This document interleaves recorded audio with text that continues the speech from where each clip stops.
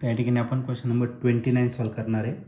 A body attach to a spring oscillates in a horizontal plane with frequency n, its total energy is E. Okay, तर एक body दिलेली आहे जी स्प्रिंगला attach करायचं आहे आणि horizontal प्लेनमध्ये तो ऑसिलेट करतोय, फ्रिक्वेन्सी n इतकी. इट्स टोटल एनर्जी दिलेली आहे E इतकी. If the velocity in the mean position is v, mean पोजिशनला त्याची वेलॉसिटी किती आहे तर v इतकी आहे.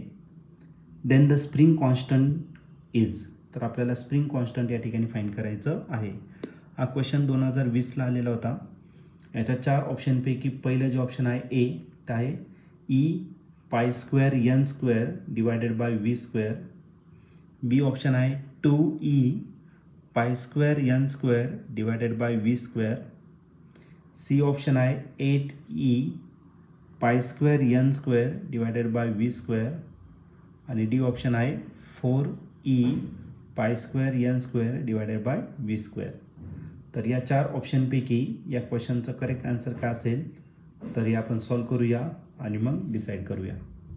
तर या क्वेश्चनमध्ये एक बॉडी दिलेली आहे जी आपल्याला स्प्रिंगला अटॅच करायची आहे आणि तो ऑसिलेट करतोय हॉरिझॉन्टल प्लेनमध्ये. त्याची फ्रिक्वेन्सी n इतकी दिलेली आहे आणि त्याची टोटल एनर्जी जी दिलेली आहे ती किती दिली तर E इतकी दिलेली आहे. एक काम करू, आता टोटल एनर्जीचा फॉर्म्युला आपण या ठिकाणी राईट करणार. टोटल एनर्जीचा जो फॉर्म्युला आहे तो आहे 1/2 k a स्क्वेअर. ए का असतं तर आपलं ॲम्प्लिट्यूड असतं.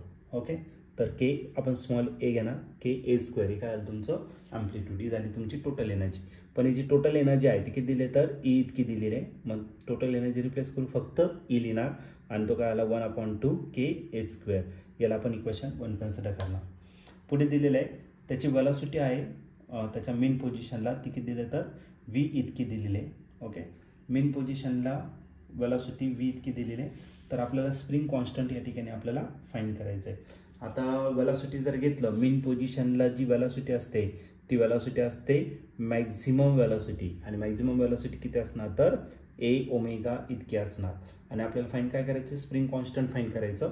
ओमेगाच्या जागी मॅक्झिमम वेलॉसिटी v इतकी आहे, ए आपण तसंच घेणार आणि ओमेगाच्या जागी आपण काय टाकणार तर 2πn इतकं या ठिकाणी आपण पुट करणार. ओके, तर आपल्याला यावरून बघा इक्वेशन नंबर 1 जर घेतलं तर के आपल्याला फाइंड करायचं.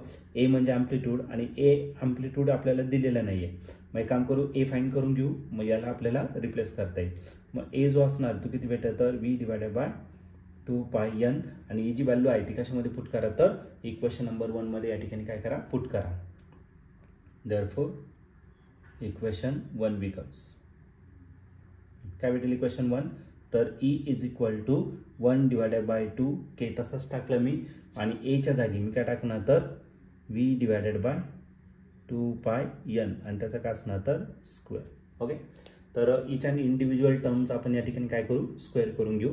मग ही जी काय टोटल एनर्जी ती किती झाली E 1/2 तसाच के पण तसाच. आता या प्रत्येक टर्मचं काय करा स्क्वेअर करा. काय भेटेल तर v स्क्वेअर, 2चा स्क्वेअर किती 4, हा झाला पाय स्क्वेअर आणि फ्रिक्वेन्सीचा स्क्वेअर किती झाला तर n स्क्वेअर. ही झाली तुमची फ्रिक्वेन्सी.